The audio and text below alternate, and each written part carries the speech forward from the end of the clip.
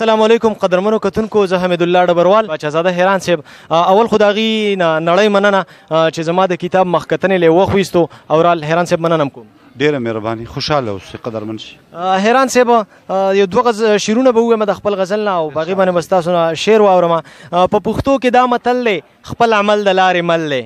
په ما ستا غمونه بار دي، انګولا د درز غوبل دی. د یار زړه ته کوزېدل دي، یاره ډېر ستړی مزل دی. فکر وکړه ډبرواله، تور لحد زموږ منزل دی. که خپل کلام د اورېدونکو سره شریک کړئ. ډېره مننه جي، کلامونه خو ډېر ویل، ما دوه درې شعر درته ویم.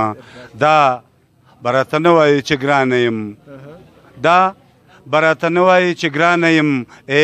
د جنون لارې یو قدم دې کم، ډېرې بېګناه وینې دې توی کړلې، ډېرې بېګناه وینې دې توی کړلې. ښه نه ده ټوپکه چې قلم دې کم، ډېرې بېګناه وینې دې توی کړلې.